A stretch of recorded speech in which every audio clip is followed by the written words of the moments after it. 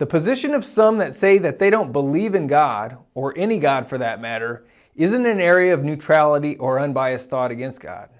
Unbelief is rebellion against the God who everyone knows to exist. I'm kind of psychic. I have a fifth sense.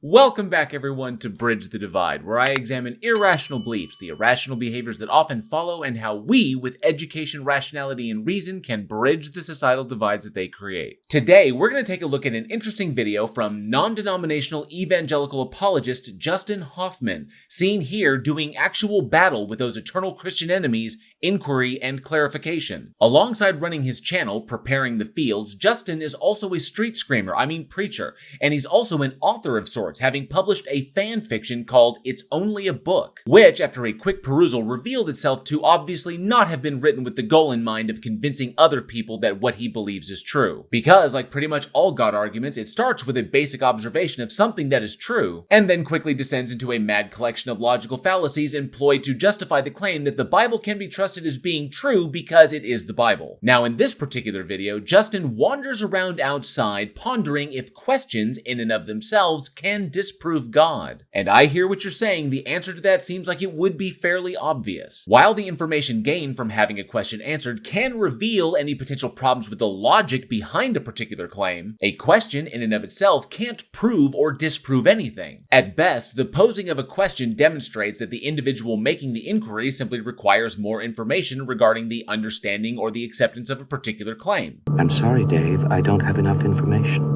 So while Justin's question here does invite further exploration and inquiry, on its face, the answer is simply no. But just because the answer is no, it does not entail that any particular God claim does not warrant further investigation. So to be perfectly honest, that line of reasoning seems pretty easy. It's pretty obvious if you think about it. Easy enough, I'd say, that even your garden variety street screaming evangelical fundy could grasp it. But given that Justin has committed an entire video to this very question, I think it's safe to assume that there may be more to his agenda, especially if his targeted audience are in fact not atheists, but his fellow less discerning believers. So let's dive in and see if Justin is either setting up a legitimate challenge to the skeptic's inclination to thoroughly investigate claims, or if he actually has more up his sleeve than the innocuous, albeit odd, title of his video suggests. Questions are strange things. You're not serious, are you? No, they really aren't. To put it simply, questions are merely sentences constructed to elicit information. All it takes for questions to exist are agents with minds who don't know everything to exist. And given that questions, whether articulated via language or through a process of physical trial and error, are a necessary component in the attainment of additional knowledge from either another person or the environment around us, then questions aren't strange at all. They're a necessary aspect of the human experience. In fact, in a world thought to have evolved from non-intelligent origin, questions shouldn't exist at all. How did you arrive at that conclusion? Okay, two huge issues there, Justin. First, it does not logically follow that if the hypothesis of abiogenesis were true, then agents who can ask questions cannot exist. Even if you completely ignore the mountains of evidence we have that directly contradict that assertion, and you ignore the logical fact that the hypothesis of abiogenesis and the existence of agents who can ask questions are not mutually exclusive concepts, I honestly can't see any logical way for you to make that assertion unless, of course, you are predicating it upon a number of assumptions that you're making within your worldview. And second, it appears that you are conflating abiogenesis and evolution. Two things that cover completely different topics: the origin of life on this planet and the diversification of that life. The development of intelligent agents on this planet who can ask questions about their environment has nothing to do with abiogenesis, and it has everything to do with evolution. The direct evidence of which informs us that modern humans are the result of innumerable positive and negative selection pressures that acted upon our evolutionary lineage over millions of years. That we humans happen to have evolved to the degree that we can articulate questions about reality is irrelevant because evolution does not possess an end goal, which is precisely why the evolution of some species can lead to such an extreme degree of specialization that it actually results in their extinction. So Justin, if you want to address evolution, then address evolution and all of the evidence that backs it up, because conflating it with abiogenesis is only going to demonstrate your scientific illiteracy and lead you to false conclusions that you can't hope to justify. You don't see plants or animals or even bugs, whoa, walking around like you and I, asking questions. And that would of course be a result of their evolution. The evolution of primates has resulted in we humans being able to do things like articulate questions about reality via the languages we've created. The fact that the evolutionary lines of other species on the planet did not lead them to be able to do the same things that we can, or it's resulted in them being able to perform more rudimentary or primitive versions of what we can do, is completely irrelevant. Pointing out this well-understood phenomenon says nothing as to your initial claim that if abiogenesis were true, then questions would be impossible. No, rather, humans are the only ones with questions. Well, if you're defining questions solely as constructed sentences designed to elicit information, then yes. But the act of asking questions is very much akin to an exploration of one's environment in order to determine that which is true and not true. In that very basic sense, we humans are not the only species on the planet that makes inquiries of their environments to determine truth. And given our understanding of evolution, such a wide variation is expected. But concluding that because human beings have a very specific and complex form of communication that appears to be different from any other species' communication on the planet, it therefore follows that human beings are somehow special amongst all other species is just a non sequitur. Especially those questions about the origins of life and our existence here within the universe. Okay, well we know that at one point there was no life on the planet and now there is. So naturally we ask questions about how that life arose. So what? For example, listen to a few of these common questions. If God is all-loving and all-powerful, then why doesn't he stop evil? Easy with that face of me. Okay, I'm not even going to try and attempt to figure out how you justify jumping from the topic of evolution to the problem of evil. The two simply have nothing to do with one another. But since you decided to go there, the problem of evil is merely an internal critique of a specific version of a god. And today, that internal critique is utilized to show the logical contradiction entailed by the specific version of a god that is proposed by some versions of Christianity. So, in keeping with the title of your video, Do Questions Disprove God? And given that the problem of evil is not a question but an internal critique that shows that a specific version of a god cannot exist, the question then is that logically contradictory version of a god the one that you are arguing for? I just don't understand how we can trust the Bible if it's written by men.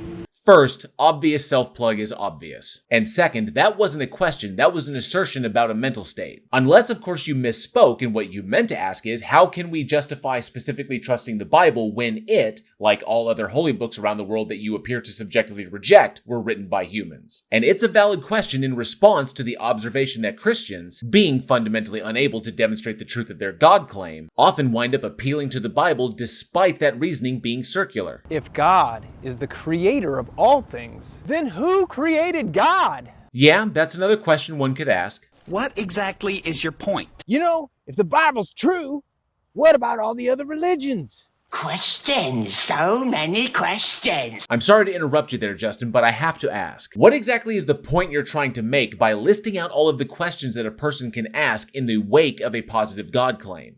You know, I've often wondered, if God is good, then why does he allow bad things to happen to good people?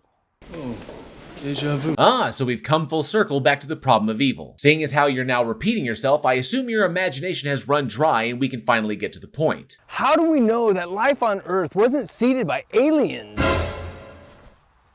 Did you just see that? Yeah, it was a frisbee. And you're dragging this out way longer than you need to. Now that was weird. Yes, it was weird that you felt the need to so thoroughly demonstrate a behavior that all human beings engage in. Anyways, you may be able to relate to a few of those common questions, especially if you are skeptical of the existence of God. True, if the positive claim of a god is presented to you, and you understand both that the acceptance of the claim without sufficient evidence to support it would be entirely irrational, and that simply because a person is making a claim that they believe to be true, it does not logically follow that what they are claiming is true, then it necessarily follows that the asserted proposition demands further critical examination. Doing this is exactly how we avoid things like being dragged into positions that are irrational or being taken advantage of. But the purpose of this video isn't meant to focus on any one of those specific questions about God.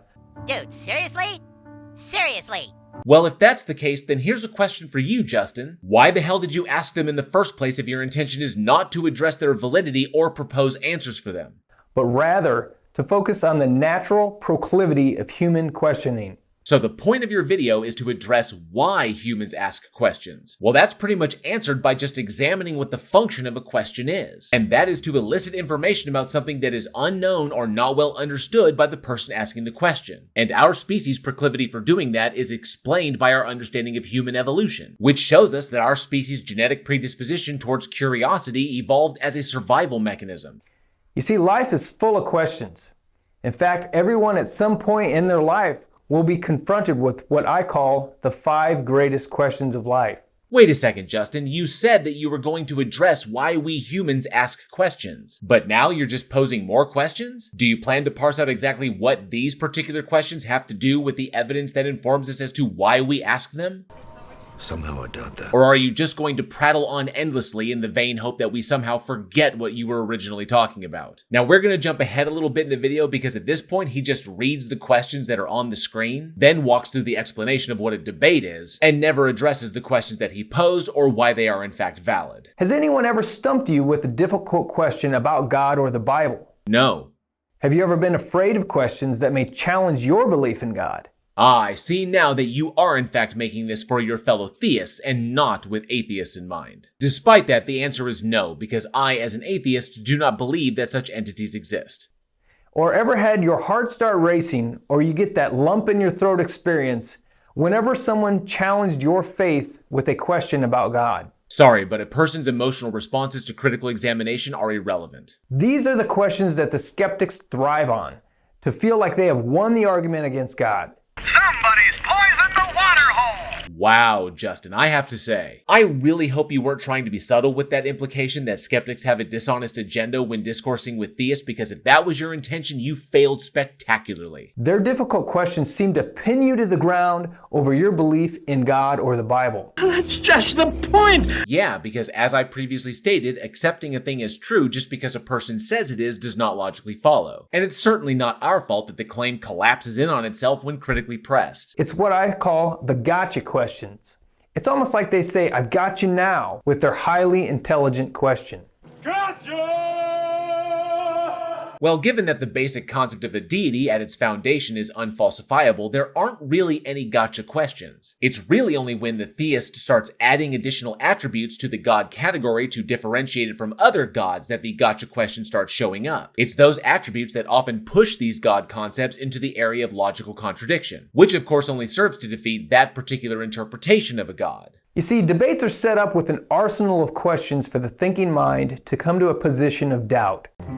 Excuse me, the fuck did you just say? The skeptic of God knows that questions always lead the narrative towards doubt. I can't believe you can lie like that. That's just an outright lie. The primary purpose of any debate is to show multiple sides of important issues, whether purely for informational purposes or for leading to a particular decision. That debates that center around God claims often result in the delivery of information that results in the believer doubting their position is not evidence that that is the purpose of the debate. It's just evidence that the God claims are easily doubted when presented with critical information pertinent to the claim. Don't ask questions you aren't prepared to handle the answer to. It's not the interlocutors or the moderators or the forums or even the very concept of debate itself's fault that your position is that weak. Perhaps if your God actually existed, it could provide you with some sufficient evidence or at minimum some strong argumentation that wouldn't be so easily refuted. Some people think within their minds that they are smarter than God. Poison the well much? That claim is of course a projection of your own worldview, and a complete misrepresentation of the skeptic that's doing the questioning. The skeptic doesn't think that they are smarter than God because the skeptic doesn't start with the assumption that such an entity exists. This is why we argue that the claim of a God's existence does not warrant belief. That's not being smarter than God, that's just being privy to more information than your interlocutor. This is why many skeptics will spend countless hours and years trying to concoct questions that will cause others to doubt their personal belief in God and validity of His Word. While you are correct that many of us spend an incredible amount of time working through these arguments and trying to understand both sides, you are outright lying to your followers about why atheists and skeptics are doing it. And to fully explain this, I'm just going to cut to the chase. Ultimately, we do not care that you believe in a God because you simply holding a particular belief is irrelevant. While we happen to understand that holding such a belief is irrational and therefore unwarranted, if you make the active choice to ignore the information and evidence that demonstrates the absurdity of your position, that's on you. I reject your reality and I substitute my own. Whatever nonsense is going on in your head is none of our responsibility. That is, of course, until your beliefs influence your behavior to the degree that you begin to affect the lives of the people around you. By providing this information, we can inform the theist and the audience that while they can freely accept or challenge or deny or even ignore whatever evidence they want, the inherent unjustifiability of their beliefs preclude them from dictating how other people should live their lives. The fact that it also tends to cause the believer to doubt is just a bonus. So what's my point? Well, is it possible for questions to disprove God? Yes, so long as those questions lead to an internal critique of a specific God and demonstrate the logical contradiction entailed by its attributes. Are these debaters winning arguments with their questions? That all depends on the context of the debate. If the debate topic is, does a particular God exist, and the interlocutor arguing from the opposing position presents questions that expose how the God is definitionally contradictory, then yes. Absolutely not. Well, given that I just explained how it can be, this would be yet another falsehood. Questions don't disprove God at all, no matter how well crafted they may be. Conversely, questions ultimately reveal your dependence upon the answers. Please tell me that your big challenge to skeptical inquiry is not pointing out an unwillingness to divorce oneself from rationality. It's a bold strategy, Cotton. Let's see if it pays off for him. If we require more information to make a better and more informed decision, then it necessitates asking questions. The better the question, the better the information it can elicit. And the better the information, the closer we can get to what we would call truth, or that which corresponds with reality. So yes, in order to get to the truth, we are reliant on receiving or discovering the answers to our questions. And we are not arrogant enough to think that we should ever stop asking questions, even if those questions take us in directions that are unexpected or even frightening. Your unwillingness to hold yourself to a higher degree of intellectual honesty is your problem, not ours. We're just exposing it for what it is. When you ask a question, you are admitting that you are in need of the knowledge in which you don't possess. Yeah, that's pretty much why we ask questions, so that we can get more information about something that we don't know about or don't fully understand. Thank you for telling me what I already know. For if you had the knowledge, then you wouldn't be asking the question in the first place. Whenever someone starts these debates with a question, it is a revealing truth that they were created in need of something.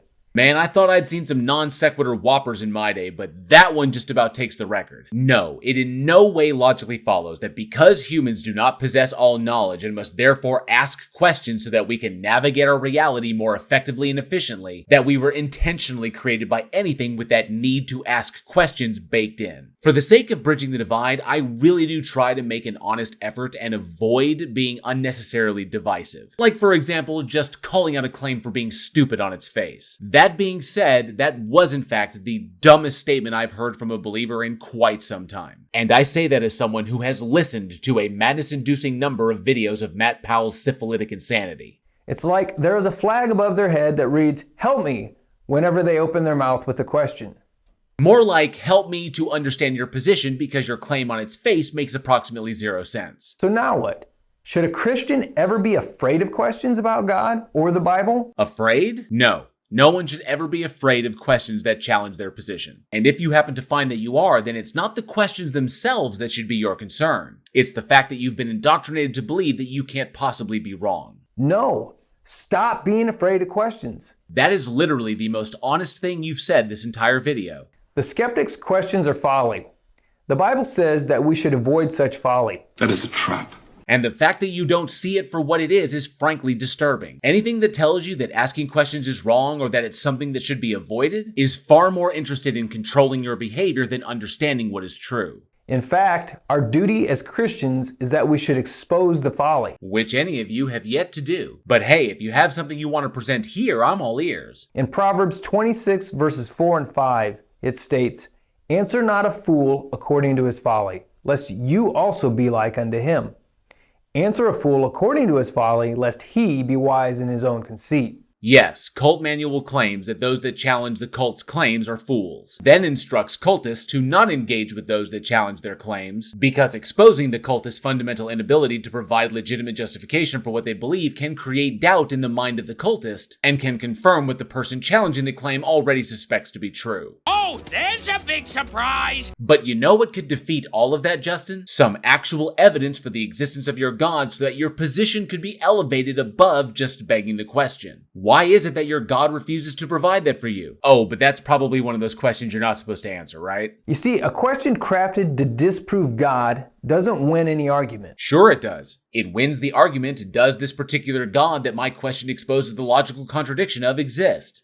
Rather, it proves the folly of the questioner. I'm sorry, what? It proves the folly of the questioner. It's folly to question a claim that cannot be demonstrated to be true? I have to say, that claim is pretty strange, given that we live in a system where asking questions is necessary in order to get closer to the truth. Which means if your God claim were actually true, then any critical evaluation that we could perform would ostensibly lead to an understanding of its existence. The problem is, it doesn't. And all your gaslighting regarding the intentions of skeptics is not going to make this epistemic problem of yours go away. Their questions expose their dependence upon knowledge. Justin, please tell me that you realize that that applies equally to you. All in the same boat, fellas. I stated before that eliciting knowledge through asking questions is a necessary component of human experience. Your own worldview is dependent upon the assertion of your God's existence, which is itself a knowledge claim. A knowledge claim, by the way, that you cannot demonstrate the truth of.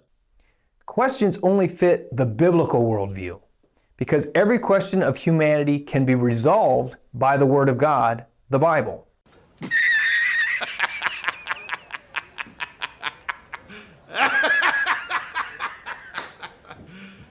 You serious? Huh, I stand corrected. That was the dumbest crap you've said in this video. And you legitimately think that any question humans could possibly ask is answered by your Bible? Well, that's great. Please point to where in the Bible it explains the mechanistic relationship between your God and everything it supposedly created. Or how about why the conditions that allow for the logical possibility of evil outcomes exist when the very category of your God entails that such conditions are logically unnecessary? Or how about why is a faith position dictated to be necessary regarding the existence of this entity, when the love, worship, or even basic respect that it's demanding from human beings is not logically entailed by the knowledge that such an entity exists? Get back to me when you have some actual answers for those questions other than the fallacious appeals to magic and mystery put forth by your Bible.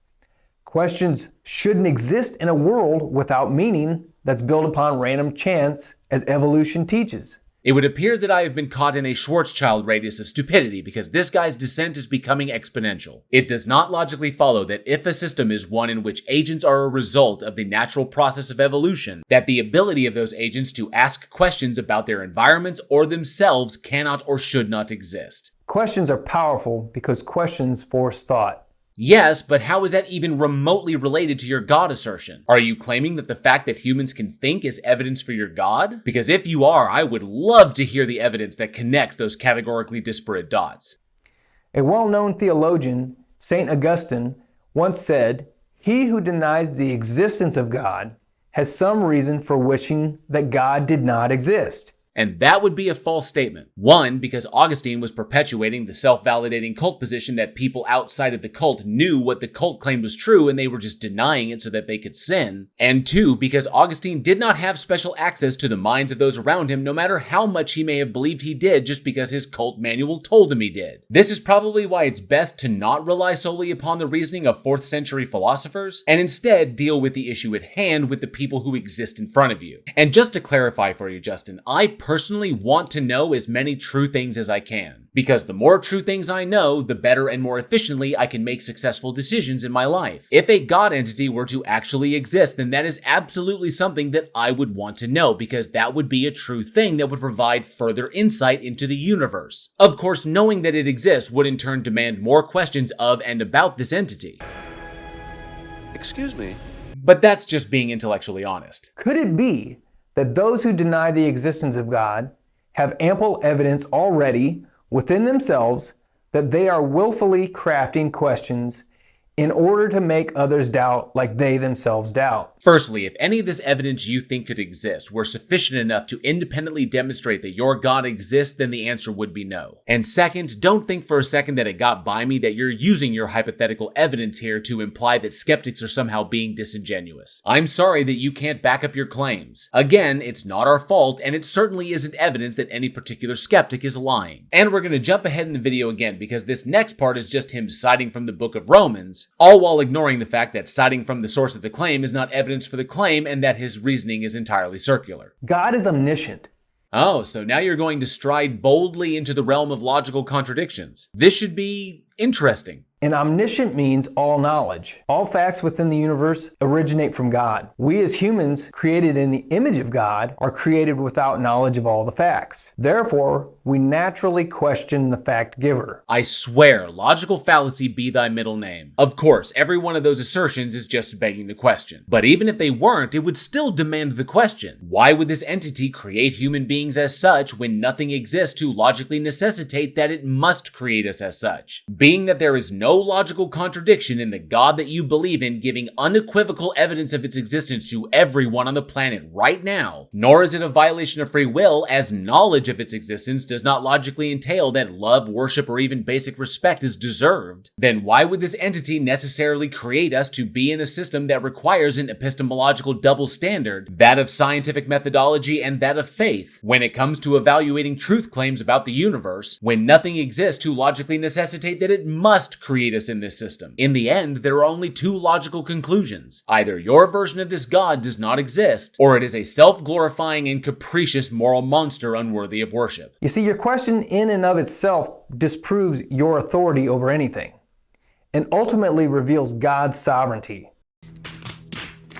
And that is just a bullshit assertion that calls all the way back to your previous non sequitur that the existence of questions necessitates the existence of God. And you can cite the Bible all you want. It doesn't support your position because the Bible is the claim. And just like every other religion in the world that has their own holy book, you'd first have to demonstrate that your God actually exists for us to take it seriously. And from here, we're going to skip the last section of his video because it's just him doubling down on his previous claims and then making the bold claim that asking questions is literally just the skeptic admitting God exists. So, after cutting through all of the repeated claims, logical fallacies, bullshit assertions, and gaslighting, I do believe that Justin's full intentions have become clear. By convincing the believers that he is directly addressing, that any questions that may be posed by a skeptic are meritless and should not be engaged with, and that the simple fact that the skeptic is asking questions is just another confirmation that the believer is right, Justin achieves his ultimate goal, and that is the cessation of communication, the stoppage of the exchange of ideas. And while I don't really see a way to bridge the divide with someone who is so desperately terrified of having the conversation that all they can hope to do is try and stop it before it begins, I do believe that we can bridge the divide with his listeners by ensuring that they are aware of one very simple fact, and that is that anyone, especially those who are in positions of authority, who would ever try to justify blocking you from getting more information about anything does not have your best interest in mind. And they certainly are not interested in the truth by any measure. Where their interests truly lie is in maintaining their power. The behaviors that Justin exhibited in this video were a perfect demonstration of the authoritarian control exerted by some Christian denominations. They are more interested in controlling the amount of information that you receive because it furthers their control of your behavior, your thoughts, and your emotions. This is why these conversations, and yes, these questions are so very, very important, and anyone telling you otherwise is outright lying to you and putting you in harm's way. Because when your very ability to explore, interact with, and comprehend the world around you has been hijacked by external forces, there is no telling what those forces could eventually convince you to do in their name, regardless of the consequences to you.